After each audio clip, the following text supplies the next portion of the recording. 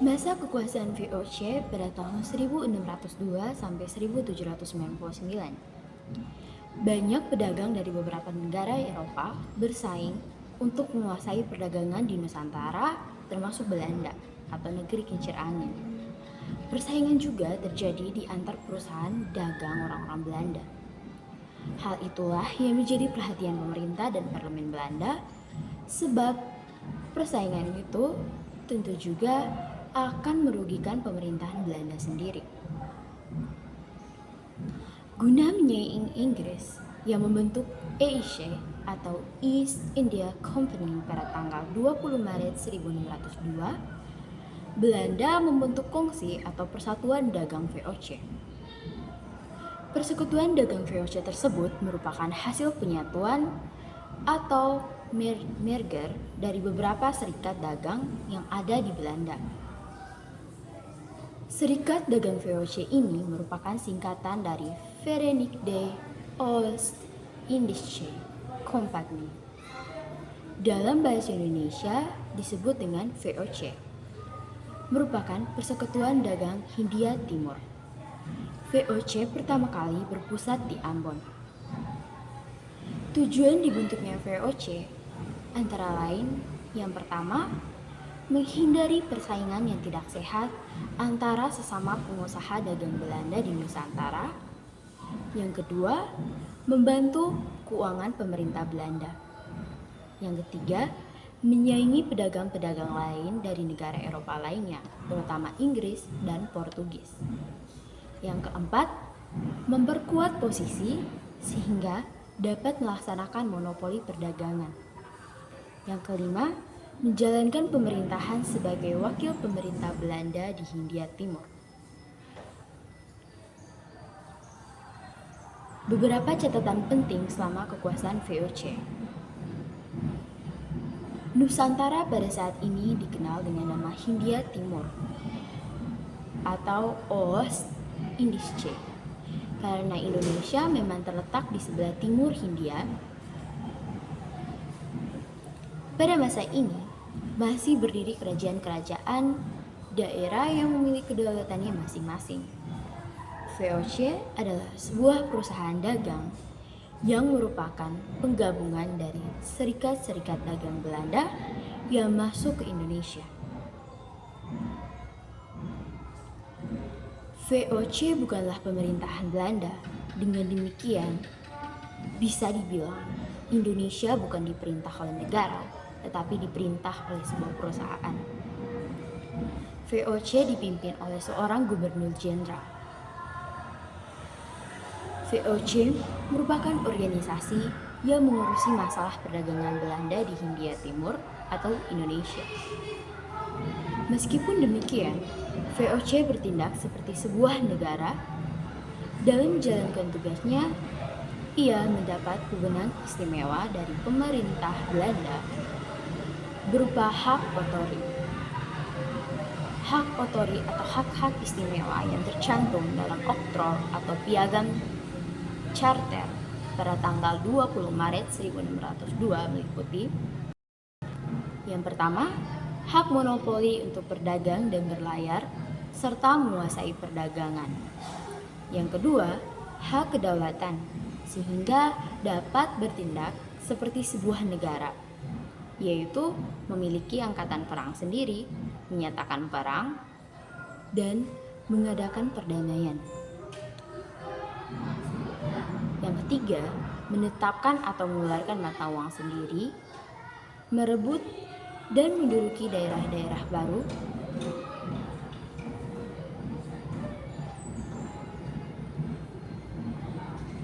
yang keempat, memerintah daerah-daerah tersebut untuk memungut pajak. Keberhasilan VOC berhasil mengusir Portugis di Maluku pada tahun 1605, mendorong VOC untuk menguasai perdagangan rempah-rempah di Kepulauan Maluku. Dalam mencapai tujuan tersebut, VOC menetapkan suatu kebijakan sebagai berikut. Dengan mengadakan pelayaran hongi, yaitu pelayaran pantai yang dilengkapi dengan angkatan-angkatan perang untuk mengawasi para pedagang Maluku agar tidak menjual rempah-rempah. Yang kedua, menebang tanaman rempah-rempah penduduk agar produksi rempah-rempah tidak berlebihan. Yang ketiga, mewajibkan rakyat membayar pajak hasil bumi. Karena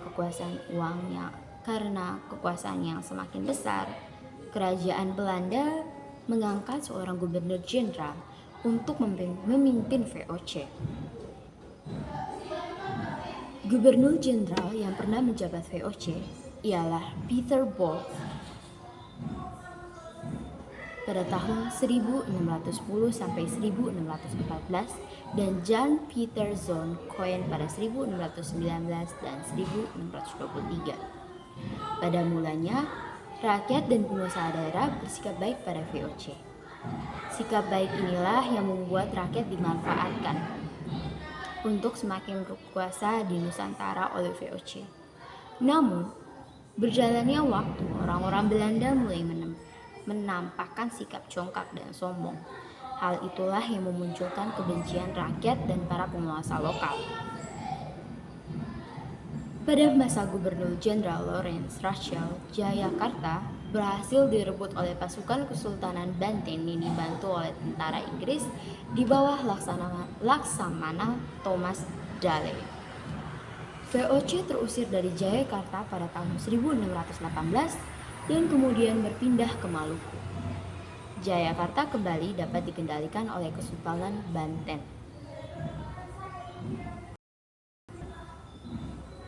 Lawrence Riel kemudian digantikan oleh Jan Pieter Zoon Koen pada tahun 1619. J.P. Koen kembali menyerangi Jayakarta. Jayakarta dapat diduduki VOC. Kemudian kota Jayakarta dihancurkan oleh J.P. Koen pada tanggal 30 Mei 1619. Kota Jayakarta itulah yang kemudian diberi nama Batavia. Pada masa J.P. Koen juga dikenal sebagai gubernur yang sangat memaksakan berlakunya monopoli.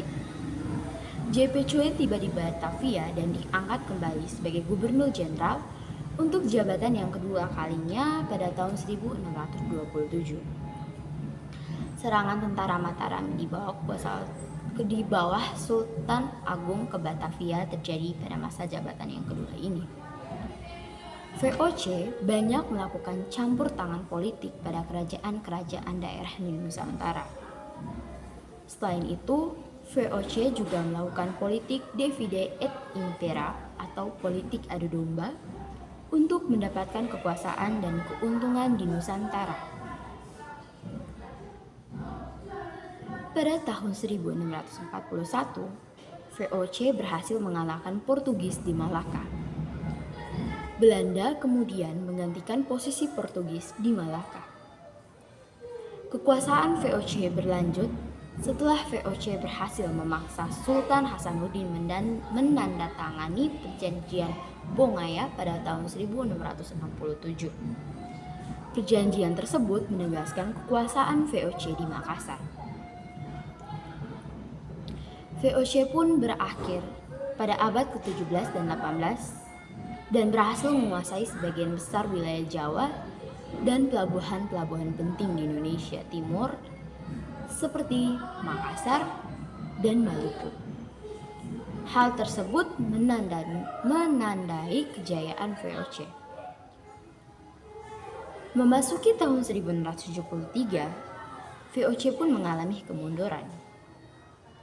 Terdapat beberapa faktor kemunduran, di antaranya yang pertama, banyaknya pegawai VOC yang melakukan korupsi dan pembagian hasil usaha tidak dilakukan secara terbuka. Yang kedua, persaingan perdagangan pedagang-pedagang Inggris dan pedagang lokal Asia.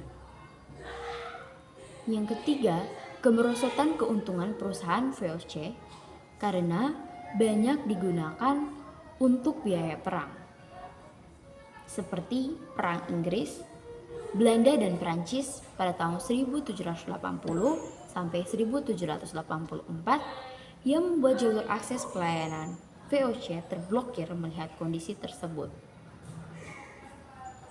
Nah, dengan melihat kondisi tersebut, pemerintah kerajaan Belanda mengambil ahli saham dan daerah kekuasaan VOC. Tindakan tersebut dilakukan guna untuk menutup utang VOC terhadap pemerintahan Belanda. Pada akhirnya, VOC resmi dibubarkan oleh pemerintah Belanda pada tanggal 31 Desember 1799, diperintah langsung oleh pemerintahan Belanda.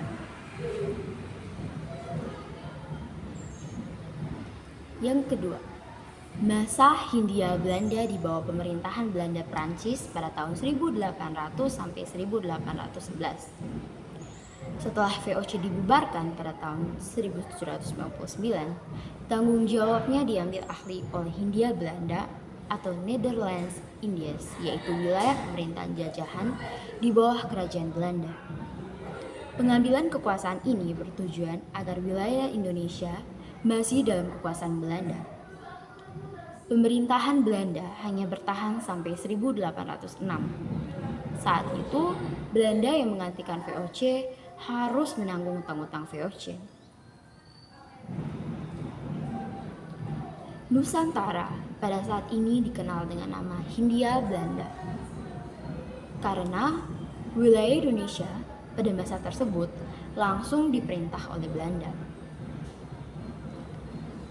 Pada masa ini masih berdiri kerajaan-kerajaan daerah yang memiliki kedaulatannya masing-masing, walaupun beberapa kerajaan daerah sudah dikontrol atau dikuasai oleh Belanda. Pada tahun 1792 sampai 1802 terjadi perang revolusi Prancis di Eropa. Belanda turut mengalami peperangan melawan Prancis. Akhirnya, pada tahun 1806, Prancis menguasai pemerintahan Belanda yang ada di Eropa. Pemerintahan Hindia Belanda diambil alih oleh Prancis pada tahun 1808. Dengan demikian, secara tidak langsung Indonesia pernah dikuasai oleh Prancis. Herman William Daendels diutus oleh Ludwig atau Louis Napoleon untuk menjadi gubernur yang menjabat di Batavia dengan tugas utama yaitu mempertahankan Pulau Jawa dari serangan Inggris. Tuntutan pemerintahan Belanda pada Daendels hanyalah pada sektor pertahanan dan ketentaraan. Untuk menambah kekuasaan militernya, Daendels melatih orang-orang pribumi Nusantara menjadi tentaranya. Sebab tidak mungkin Daendels merekrut orang-orang dari negara Belanda yang kemudian didatangkan ke Hindia Belanda.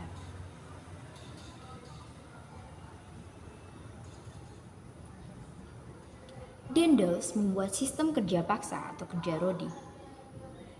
Kegiatan memperkuat militer Prancis juga sejalan dengan pembangunan pos jaga atau benteng-benteng, pabrik mesiu, dan juga rumah sakit. Selain itu, guna mempertahankan pemerintahan di Pulau Jawa, Daendels mendirikan Jalan Grote Postweg atau Jalan Raya Pos atau sekarang dikenal dengan Pantura dari Anyer, Jawa Barat hingga Penarukan, Jawa Timur. Pembangunan jalan raya pos menggunakan sistem kerja paksa atau kerja rodi yang dilakukan oleh rakyat pribumi secara paksa dan tanpa upah. Keberhasilan pembangunan jalan pos ini merupakan pencapaian yang gemilang oleh pemerintahan Daendels. Namun, di sisi lain, bagi orang-orang Indonesia, setiap jengkal jalan Pantura merupakan rintihan jiwa orang yang mati dari pribumi yang dipekerjakan secara paksa.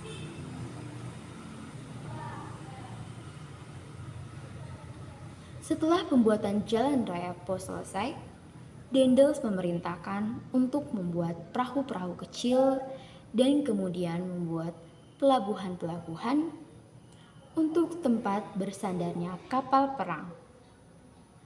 Rencana pembuatan pelabuhan ini akan dibangun di daerah Banten Selatan. Pembangunan pelabuhan juga memakan korban jiwa yang tidak sedikit bagi warga Banten yang diakibatkan dari penyakit malaria yang menyerang para pekerja paksa. Akhirnya, pembangunan pelabuhan tidak terselesaikan. Meskipun demikian, Daendels bersikeras untuk tetap menyelesaikan pembangunan pelabuhan dan di sisi lain Sultan Banten menentangnya. Daendels menganggap jiwa para pekerja paksa orang-orang Banten tidak ada harganya, sehingga mengakibatkan pecahnya perang antara pemerintahan Daendels melawan kerajaan Banten.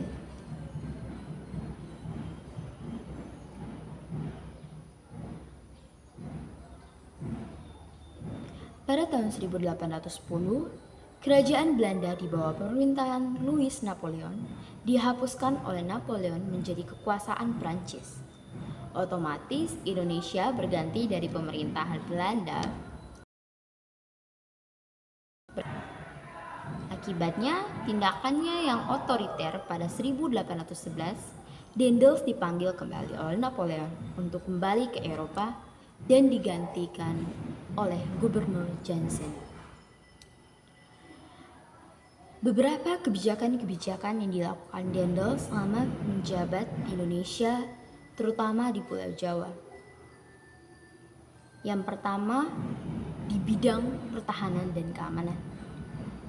Daendels membangun benteng pertahanan, membangun grote Postweg dari Anyer hingga Penarukan, dan pangkalan angkatan laut di Anyer dan di ujung Kulon. Ia juga mengangkat pribumi sebagai tentara Daendels. Yang kedua, pemerintahan Daendels membatasi kekuasaan raja-raja di Jawa. Ia membagi Jawa menjadi 9 daerah prefektur. Masing-masing prefektur dipimpin oleh seorang gubernur. Bupati sebagai penguasa diubah menjadi pengawal pemerintah yang kemudian digaji. Pengawal pemerintahan ini bekerja di Belanda. Wilayah kerajaan untuk Belanda. Wilayah kerajaan Banten dan Cirebon dihapuskan dan dinyatakan sebagai wilayah pemerintahan kolonial. Yang ketiga, bidang sosial dan ekonomi.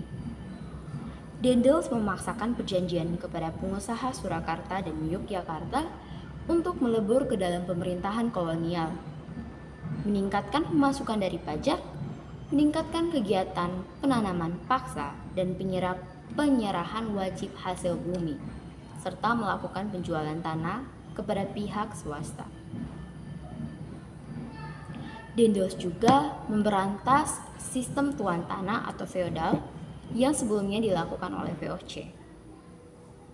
Selain itu, Daendels juga membatasi hak-hak bupati, terutama dalam penguasaan tanah, serta pemakaian tenaga rakyat.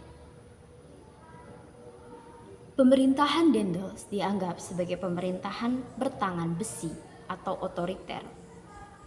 Ia menerapkan disiplin, kerja keras, dan kejam. Bagi yang membangkang, Daendels tidak segan untuk memberi hukuman. Hal ini dapat dilihat ketika pembangunan jalan Pantura, yaitu dengan menerapkan kerja paksa tanpa upah atau makanan, sehingga sebagian melarikan diri dan ditangkap dan disiksa. Selanjutnya, Daendels digantikan oleh John William Jansen. Pemerintahan Jansen tidak berlangsung lama, yaitu hanya dari tanggal 15 Mei 1811 sampai 18 September 1811, yang kemudian menyerah kepada Raffles atau Inggris yang tertuang dalam Kapitulasi Tuntang. Kapitulasi Tuntang merupakan suatu perjanjian Belanda menyerahkan Indonesia kepada Inggris. Seluruh Jawa dan sekitarnya diserahkan kepada Inggris. Semua tentara Belanda menjadi tawanan Inggris. Semua pegawai Belanda yang mau bekerja sama dengan Inggris dapat memegang jabatannya terus. Semua hutang Belanda yang dahulu bukanlah menjadi tanggung jawab Inggris, melainkan tetap menjadi tanggung jawab Belanda.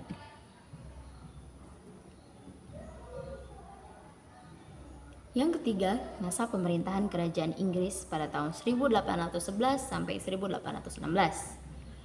Inggris menyerbu Pulau Jawa pada tahun 1811. Belanda menyerahkan Hindia Belanda kepada Inggris melalui kapitulasi Tuntang.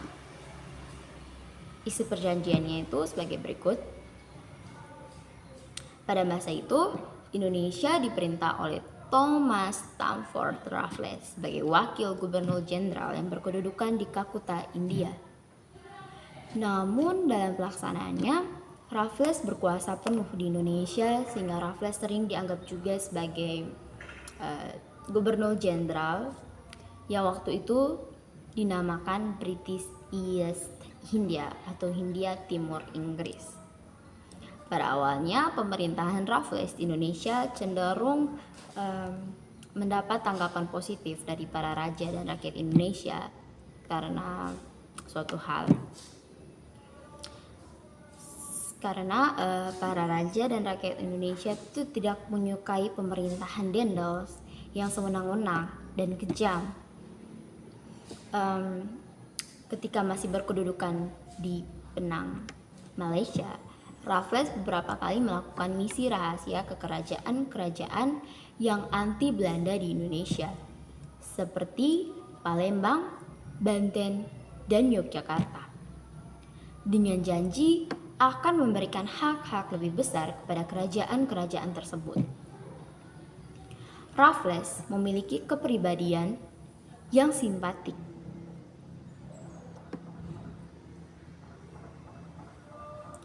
Ia menjalankan politik dengan lebih sabar, walaupun dalam praktiknya terkadang agak berlainan. Beberapa kebijakan-kebijakan Raffles selama pemerintahan Inggris. Yang pertama, bidang pemerintahan di Jawa dibagi menjadi 16 karesidenan. Setiap karesidenan dipimpin oleh seorang residen. Raffles mengubah sistem pemerintahan yang semua dilakukan oleh pengusaha pribumi menjadi sistem pemerintahan kolonial yang bercorak barat. Bupati-bupati atau pengusaha-pengusaha pribumi dilepaskan kedudukannya sebagai kepala pribumi secara turun-temurun. Mereka dijadikan pegawai pemerintah kolonial Inggris. Yang kedua, bidang perekonomian. Raffles menetapkan sistem sewa tanah yang disebut land rent. Sistem tersebut memiliki ketentuan antara lain petani harus menyewa tanah meskipun dia sebagai pemilik tanah. Yang kemudian harga sewa tanahnya itu tergantung pada kondisi tanahnya. Terus pembayaran sewa tanah dilakukan dengan uang tunai. Sistem ini diberlakukan terhadap daerah di Pulau Jawa, kecuali daerah-daerah sekitar Batavia dan Parahyangan.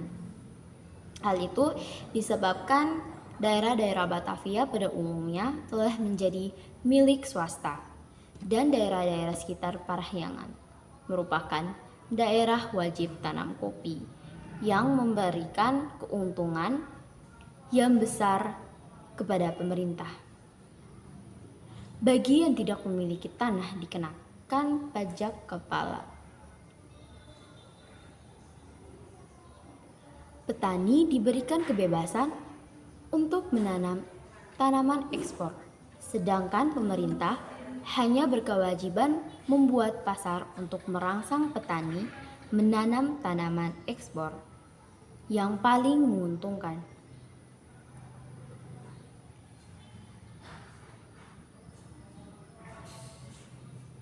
Selain itu, Raffles juga menghapus pajak penghasil bumi atau kontingenten dan sistem penyerahan wajib atau verplichte leverantie karena dianggap terlalu berat dan dapat mengurangi daya beli rakyat.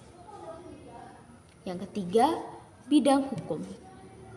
Sistem peradilan yang diterapkan Raffles lebih baik daripada yang dilaksanakan oleh Daendels. Penerapan hukum tidak membedakan warna kulit atau ras, tetapi lebih berorientasi pada besar kecilnya kesalahan mereka. Yang keempat, bidang sosial. Pemerintahan Raffles menghapus kerja rodi atau kerja paksa yang dibuat oleh Daendels.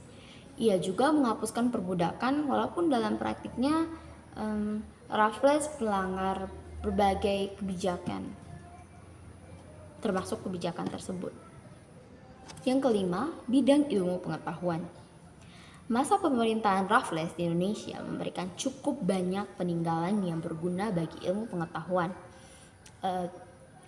Antara lain seperti penulisan buku berjudul History of Java, aktif dalam mendukung perkumpulan kebudayaan ilmu pengetahuan, dan ditemukannya Borobudur, bunga bangkai, yang akhirnya diberi nama Rafflesia arnoldi, serta dirintisnya Kebun Raya Bogor.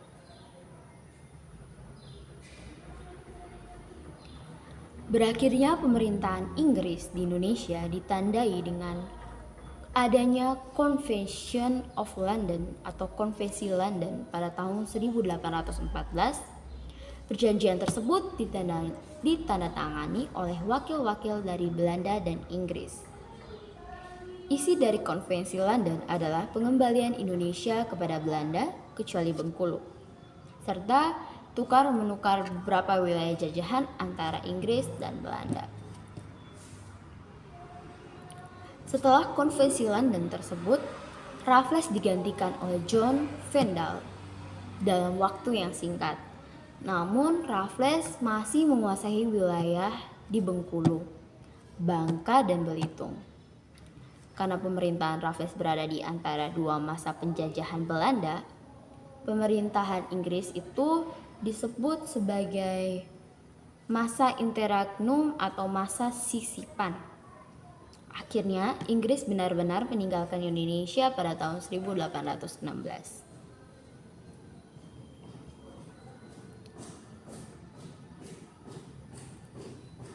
Selanjutnya, penerapan sistem tanam paksa atau Kulturstelsel pada tahun 1830 sampai 1870. Istilah Kulturstelsel sebenarnya adalah kewajiban rakyat atau Jawa atau masyarakat Jawa untuk menanami tanaman ekspor yang laku dijual di Eropa. Jadi rakyat pribumi menerjemahkan Kulturstelsel dengan sebutan tanam paksa. Hal inilah yang menyebabkan pelaksanaan proyek penanaman dilakukan dengan cara-cara paksa. Pelanggarnya dapat dikenakan hukuman fisik yang amat berat.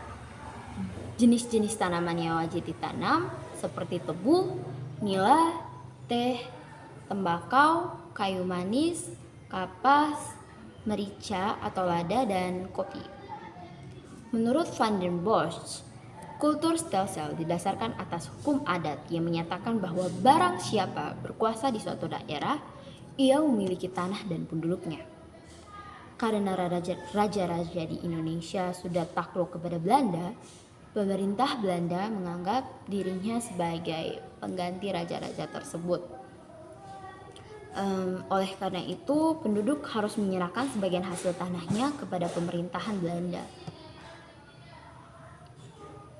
Ketentuan-ketentuan pokok sistem tanam paksa sebagai berikut. Penduduk menyediakan sebagian dari tanahnya untuk penanaman tanah ekspor yang dapat dijual di Eropa. Tanah pertanian yang disediakan penduduk untuk tujuan tersebut tidak boleh melebihi 1/5 dari tanah pertanian yang dimiliki. Tanah yang disediakan penduduk terbebas dari pajak tanah.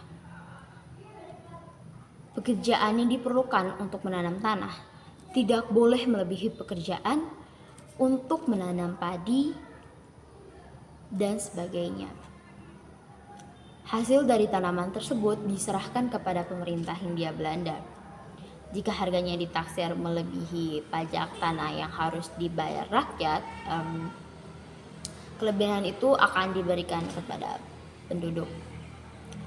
Kegagalan panen yang bukan karena kesalahan petani akan menjadi tanggung jawab pemerintah. Bagi yang tidak memiliki tanah akan dipekerjakan pada perkebunan atau pabrik-pabrik milik pemerintah selama 65 hari setiap tahun. Pelaksanaan sistem tanam paksa ini diserahkan kepada pemimpin-pemimpin pribumi. Pegawai-pegawai Eropa bertindak sebagai pengawas secara umum. Ketentuan-ketentuan tersebut dalam praktiknya banyak menyimpang, sehingga rakyat banyak dirugikan. Penyimpangan-penyimpangan tersebut antara lain seperti perjanjian tersebut seharusnya dilakukan dengan sukarela, tetapi dalam pelaksanaannya dilakukan dengan cara-cara yang sangat memaksa. Terus luas tanah yang disediakan penduduk lebih dari 1/5 tanah mereka. Seringkali juga rakyat semua tanah milik rakyat digunakan untuk tanam paksa. Pengerjaan tanaman-tanaman ekspor seringkali jauh melebihi pengerjaan padi. Kelebihan hasil panen seringkali tidak dikembalikan kepada petani.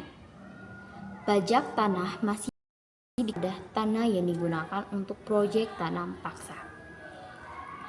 Kegagalan panen menjadi tanggung jawab petani. Buruh yang seharusnya dibayar oleh pemerintah malah dijadikan tenaga paksaan. Pelaksanaan sistem tanam paksa memberikan dampak bagi rakyat Indonesia, baik dampak positif maupun dampak negatif. Dampak positifnya seperti rakyat Indonesia mengenal berbagai macam teknik menanam jenis tanaman-tanaman baru. Selain itu juga rakyat Indonesia mulai mengenal tanaman dagang yang berorientasi diimpor. Terus ada pula dampak negatifnya seperti kemiskinan serta penderitaan fisik dan mental yang berkepanjangan karena beban pajak yang semakin berat. Pertanian, khususnya pada padi, banyak mengalami kegagalan panen. Kelaparan dan kematian terjadi di banyak tempat seperti di Cirebon pada tahun 1843 sebagai akibat dari pemungutan pajak tambahan dalam bentuk beras, serta di Demak pada tahun 1848 dan di Grobogan pada tahun 1849 sampai 1850 sebagai akibat kegagalan panen. Jumlah penduduk Indonesia menurun dengan sangat drastis. Kekuasaan Hindia Belanda di Indonesia ini berlangsung sejak tahun 1816 sampai tahun 1942 setelah Jepang yang mengobarkan Perang Asia Pasifik memaksa Gubernur Jenderal Belanda Van Strakenborg Stachel menandatangani suatu perjanjian yang disebut dengan Perjanjian Kalijati pada tanggal 8 Maret 1942 yang berisi penyerahan tanpa syarat Hindia Belanda kepada Jepang.